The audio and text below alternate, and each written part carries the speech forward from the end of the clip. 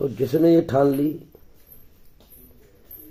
कि अब जैसे मैंने गौर किया बात पे, अल्लाह ताला ने हमारे अंदर एहसान मानने का मादा रखा है और ये जानवरों के अंदर भी है।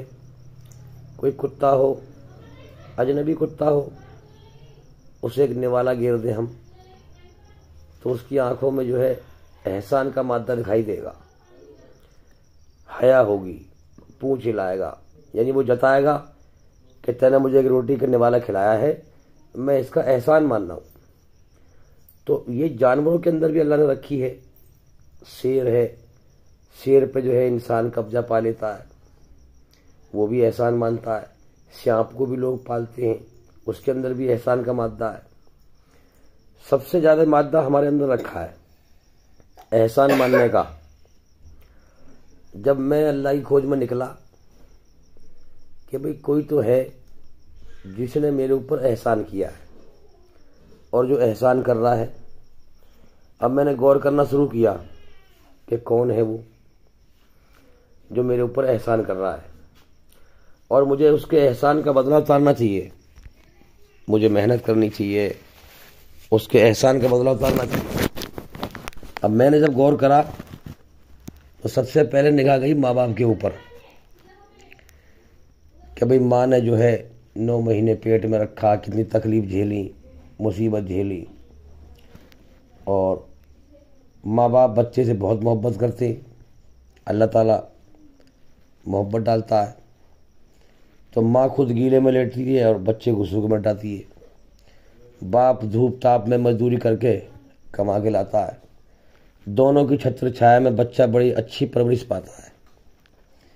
फिर मैंने सोचा, मैंने कि भाई ठीक है, माँ बाप ने एहसान करा है, लेकिन माँ बाप को भी किसी ने पैदा किया है, माँ बाप को भी तो किसी ने पैदा किया है।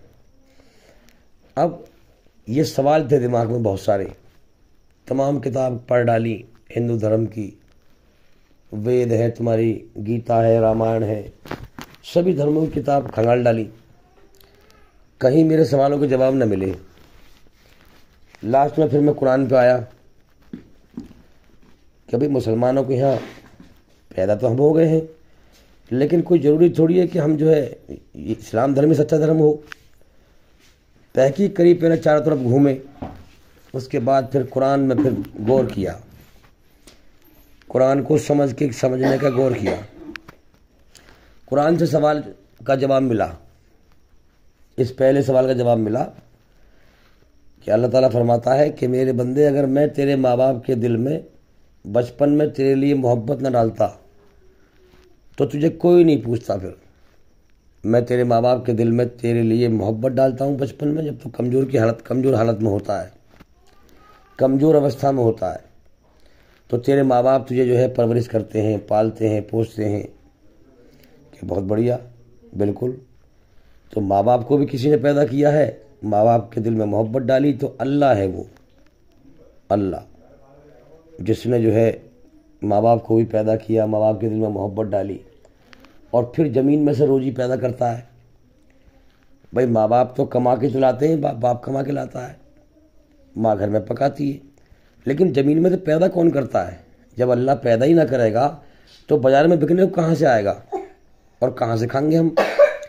तो कुरान की सबसे पहली आयत अल्हम्दुलिल्लाहि रब्बिल आलमीन, अल्लाह कहता है सारी तारीफ़ मेरे लिए है, मैं सारे जहानों का पालने वाला हूँ।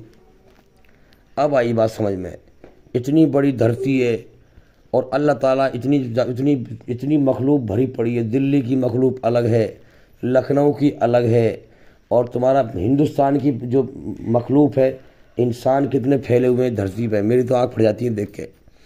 हिंदुस्तान की मखलूक अलग है, पाकिस्तान की अलग है, ईरान की अलग है, अमेरिका की अलग है, इंग्लैंड की अलग है, और कितने जो है धरती पर जो है इस पर देश बसे पड़े हैं। और अल्लाह ताला यूँ कह रहा है यही दुनिया नहीं है, सिर्फ यही जहान नहीं है। अल्हम्दुलिल्लाहि रब्बिल आलमीन, सब तारीफ़ मेरे लिए है, मैं सारे जहानों का, यानी जहान और भी है, इसका मतलब दुनिया और भी है। अल्लाह ताला कह रहा है मैं सारे जहानों का पालने वाला हूँ। अब आई बात समझ में कि वो अल्लाह है पालने वाला। माँ बाप दिन नहीं निकाल सकते।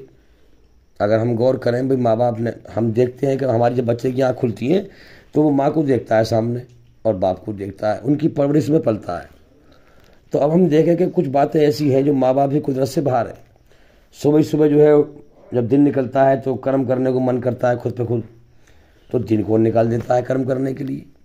खेलते कूदते हैं और जो है दुनिया में जो है मेहनत करते हैं, काम करते हैं, तो दिन को निकाल देता है। शाम का टाइम होता है तो अपने आप ही शरीर फिर आराम करने को जी करता है, फिर रात को कर देता है। तो अल्लाह कहता है मैं करता हूँ, दिन में से रात को पिरोता हूँ, रात में से दिन को पिरोता हूँ। हर सवाल का जवाब अल्लाह ताला मेरा कुरान में दे रहा है। हर सवाल का जवाब जो भी दिमाग में आ रहा है सब जवाब दे रहा है। तो अब हम दुनिया में गुमराह क्यों हैं लोग? क्योंकि वो क्या कर रहे हैं? मनमानी कर रहे हैं। मनमानी ये ठान ले इंसान कि मैं अब, या अल्लाह मैंने अपनी मर्जी बहुत चला ली, अब मुझे तेरी मर्जी जाननी है। मैं एक जर्रा बराबर अपनी मर्जी पर नहीं चलूँगा, मैं तेरी मर्जी जानूंगा। तू क्या चाहता है मुझसे? तेने मुझे ये जीवन का समय तूने दिया है मुझे, मैं दुनिया में अपनी मर्जी से ना आया, तूने मुझे अपनी मर्जी से भेजा है और ना मैं अपनी मर्जी से मर जाऊंगा। मैं तो चाहता हूँ मैं दुनिया में जिंदा रहूँ हमेशा। कौन नहीं चाहता? हर इंसान चाहता है मैं दुनिया में हमेशा रहूँ, लेकिन नहीं, हमारी जान अल्लाह के कब्जे में है। जब चाहेगा हमें मौत देके उठा लेगा। मैं नहीं चाहूँगा मरना, लेकिन मेरे ना चाहने के बावजूद भी मुझे वो मौत देके उठाएगा। इसका जवाब दिया कुरान में, कुल्लू नफ्सिन जायक़तुल मौत, हर जानदार को मैं मौत का मज़ा चखाऊंगा। तो इससे हम देखें कि इस धरती पर जो है कितने लोग मर गए और कितने मर रहे हैं। लोग हंसते हैं, मैं कहता हूँ पागल हैं। अरे हंस रहे हो तुम, इस दुनिया के नसीब में मगन हो, तुम हंस रहे हो? अरे रो, अरे मौत कभी भी आ सकती है। हमारे नबी ने फरमाया अल्लाह का जिक्र सुनो तो रोना ना आए तो कम से कम रोने जैसी शक्ल तो बना लो कम से कम। जिसको मौत का होश आ जाए वो काहे को हंसेगा, वो काहे को दुनिया में मजे लेगा। अल्लाह को पसंद है सच्चाई पर चलो, सच्चाई के होश में आओ। अब ये बच्चे हैं हमारे छोटे छोटे से, इनकी ज़िंदगी का सूरज निकल रहा है, इनके जीवन की शुरुआत है, इनके जीवन की शुरुआत है। और हमारी ज़िंदगी की शाम होने वाली है। हमारे बाल सफ़ेद हो गए और शरीर में ताकत कमज़ोर हो गई, शरीर में अब जान न रही, तो हमारी ज़िंदगी की शाम होने वाली है। यानी कि हम जो जीवन का समय लेके आए थे वो समय ख़त्म होने की तरफ जा रहा है। हम गौर करें, हमारा ध्यान किधर है? सच्चाई पर ध्यान लगाएं कि हमारे जो समय था मौत ज़िंदगी का, वो हमारी जो है बचपना निकल गया, जवानी की ताकत ख़त्म हो गई, अब बुढ़ापा है, अब शरीर की ताकत कम होती जा रही। जो दिन आएगा शरीर में कमी लाएगा, जो दिन आएगा बीमारी लेके आएगा, जो दिन आएगा ताकत कम होती रहेगी और हमारी आँख धीरे धीरे मिटती रहेगी। तो अल्लाह ने हमें जीवन दिया है कि हम गौर करें सच्चाई पर। इस दुनिया में जो है लोग देख कर भी अंधे हैं, सब कुछ देख रहे हैं कि भाई इतने लोग मर गए मेरे सामने, जब वो न रहे तो मैं कहाँ से रहूँगा। तो आज तो इंसान अल्लाह की बात सुनने को तैयार नहीं है, लेकिन मौत के बाद यूँ आता है कि इतना रोएगा इंसान कि ए काश मैं अल्लाह की मर्जी को दुनिया में जानता और सुकून और शांति से अल्लाह की बात को सुनता, उसका इल्म हासिल करता, उसकी मर्जी को जानता, उसके ज्ञान को समझता, तो ए काश मैं आज जहन्नुम से बच जाता, आज मैं ईमान लेके आता, आज मैं हमेशा के लिए नाकाम हो गया। इतना पछताएगा इंसान कि अपने दोनों हाथ कोहनियों समीत तक चबा जाएगा और पछतावा इतना गहरा होगा कि चबाने का दर्द भी महसूस ना होगा। ये वो हकीकत है जो हकीकत होने वाली है। अब इसी बारे में जो है आज हम देख रहे हैं दुनिया में इस्लाम धर्म में लोग बटे हुए हैं। कोई देवबंदी कहता है, कोई बरेलवी कहता है, कोई शिया, कोई सुन्नी, कोई अहले हदीस। तो ये सब क्या है? ये सब मनमानी कर रहे हैं लोग, ये अल्लाह की मर्जी पर नहीं है। जबकि अल्लाह ताला कुरान में फरमाता है जो सबसे पहली अल्लाह ने जो खबर भेजी आसमान पे से, सबसे पहली वही का मतलब अरबी में कहते हैं जो है मैसेज अल्लाह का, अल्लाह की जो है रेविलेशन, वही अल्लाह की खबर आई, अल्लाह ने अपना पैगाम भेजा, मैसेज भेजा। तो सबसे पहला मैसेज कौन सा आया? सबसे पहले अल्लाह ने फरमाया इकरा, ये अरबी शब्द है, इसका मतलब है पढ़ना। इसमें अल्लाह ताला यूँ कहना चाह रहा है कि मेरे बंदे पढ़ इस कुरान में मेरी मर्जी कि मैंने तुझे जीवन क्यों दिया है, जीवन का समय क्यों दिया है, मैं तुझसे चाहता क्या हूँ। सब कुछ मेरा है, ज़मीन व आसमान में जो भी कुछ है सब मेरा है, तू भी मेरा है, मैंने तुझे जीवन का समय दिया है। अब तुझे क्यों दिया है, ये कुरान मैंने आसमान पे उतारा है, इसमें मेरी मर्जी समझ, इसमें मेरी मर्जी पढ़। अगर तूने मेरी मर्जी पढ़ ली तो तेरा जीवन सफल हो जाएगा, कामयाब है। अगर तूने दुनिया में सब कुछ पढ़ा और मेरी मर्जी ना पढ़ी तो तेरा जीवन मौत पे नाकाम है। तो इसलिए असल ज़िंदगी मौत के बाद है, ये ज़िंदगी एक इम्तिहान है। यहाँ पर अल्लाह ताला अच्छे और बुरे को छांट रहा है, टेस्ट ले रहा है, इम्तिहान ले रहा है। मैं कल जो है यहाँ जब इज्तिमा में गया तो 100 आदमी थे, बहुत सारे, हजारों आदमी। हाँ यहाँ अब गांव मेरा और बचपन बीता यहाँ। अब मैं जब वहाँ पहुँचा तो मैंने जब देखा पब्लिक की तरफ नज़र मार के तो 15-20-25 साल में जो है 20-25 साल में मुझे 20-25 साल मानो तो 20-25 साल में मैं क्या देख रहा हूँ कि कोई एक आध चेहरा मेरे पहचानने में आ रहा है, वरना सब नए चेहरे। मैं हैरत में पड़ गया। अल्लाह ने फ़ौरन मेरे दिल में इल्का किया कि बंदे देख इनके चेहरों की तरफ। चेहरे जब तू गाँव में रह हा तो सब तेरे चेहरे पहचाने हुए थे कि नहीं, कि हाँ, क्या अब देख इनके चेहरे, इक्का दुक्का तू पहचानेगा, बाकी सब नए रूप मैंने दुनिया में भेज दिए, नए बंदे भेज दिए इम्तिहान के लिए। हाँ, इम्तिहान के लिए। मैं हैरत में पड़ गया। ओहो, बिल्कुल सच्ची बात है। अल्लाह ताला लाखों इंसानों को रोज़ पैदा करता है और लाखों इंसानों को मौत देकर उठाता है।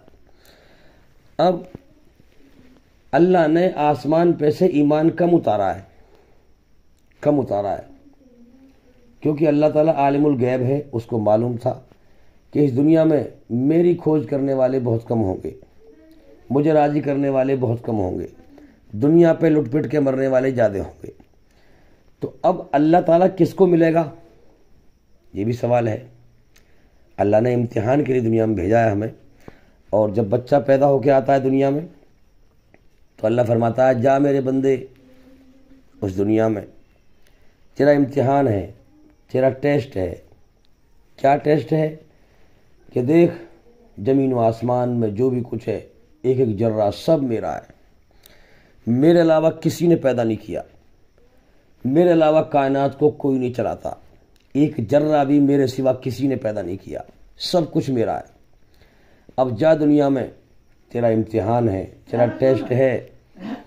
तेरा टेस्ट ये है क्या कि तू दुनिया और दुनिया की चीज़ों को पसंद करता है या मुझ अकेले दुनिया बनाने वाले को पसंद करता है। ये टेस्ट है। अब जब मैंने अल्लाह की खोज करना शुरू की,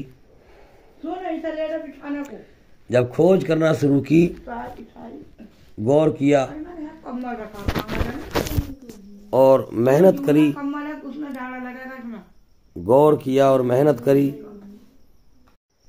आज के दौर का सबसे बड़ा धोखा, सबसे बड़ा शैतान का फ्रॉड और सबसे ज़्यादा नुकसान में जो पब्लिक है वो क्या है कि दूसरों के ऐप देखने में लगे हुए हैं।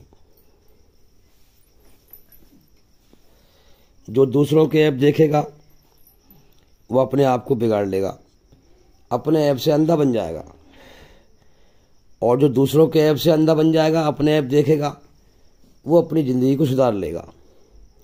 अल्लाह ताला मरने के बाद मुझसे मेरे बारे में पूछेगा, किसी और के बारे में ना पूछेगा। तूने क्या किया दुनिया में,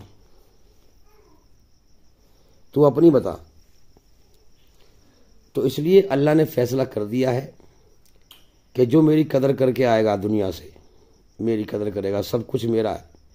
मैं सारी ज़िंदगी खिलाता हूँ, पिलाता हूँ, सुलाता हूँ, जगाता हूँ, जिसने मेरी कदर करी वो तो मरने के बाद कामयाब है, और जिसने मेरी नाकदरी करी वो मरने के बाद जहन्नुम का हकदार है। तो इस बात से हम समझें, अल्लाह ताला हमसे पूछेगा मरने के बाद, हम लौटेंगे अल्लाह की तरफ, पूछेगा मेरे बंदे मैंने तेरे लिए धरती का बिछौना बिछाया, आसमान की छत बनाई, सांस लेने के लिए हवाओं को चलाया, और रोज़ ही तेरी ज़मीन में से पैदा करी हैं, और सारी उम्र खिलाया पिलाया। अल्लाह की इतनी नेमतें हैं, इतने एहसान हैं कि 7 ज़मीन और 7 आसमान, इसमें कितने जर्रे हैं, कितने कण हैं। अगर अल्लाह ताला इतनी जवान मेरी बना दे और इतनी जवान से मैं अल्लाह का शुक्र अदा करूं, तब भी मैं अल्लाह का शुक्र अदा नहीं कर सकता। इतने एहसान है अल्लाह की। अल्लाह ताला सारी नेमतें गिनवाएगा कि मैंने मेरे बंदे तेरे साथ ये किया, वो किया, ये किया, वो किया, ये किया, वो किया। फिर पूछेगा लास्ट में तूने मेरे लिए क्या किया। अब यहाँ इंसान हिल जाएगा। अगर हकीकत में किया है जिस दुनिया में इस वक्त हमने, और हकीकत में किया है तो वहाँ जवान चलेगी। अगर नहीं किया है, फ्रॉडबाजी की है, दुनिया में तो हम किसी से भी धोखा दे सकते हैं, झूठ बोल सकते हैं। अल्लाह अला कुल्ली शैइन कदीर है, हर चीज़ पर उसका कब्जा, ताकत और कंट्रोल है, हर चीज़ का जानने वाला है, हर चीज़ को हर समय देखने वाला है। उसके सामने कोई झूठ बोल ही नहीं सकता। अगर हकीकत में हमने अल्लाह की कदर करी है, उसके लिए मेहनत करी है, उसकी मर्जी को जानने की कोशिश करी है, सच्चाई को पसंद किया है दिल से, और बेईमानी को पसंद नहीं किया, हमने अल्लाह को राज़ी करने की दिल से मेहनत करी है, तो वहाँ जवान चल पाएगी, इंसान कह सकेगा।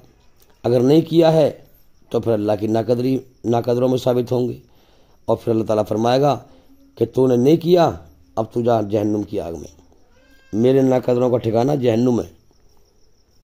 जो अल्लाह की कदर करेगा वही अल्लाह की बात शांतिपूर्वक ध्यान के साथ सुनेगा, और जो अल्लाह की कदर नहीं करेगा, मरने के बाद इंसान बहुत पछताएगा, इस जीवन के समय को बहुत रोएगा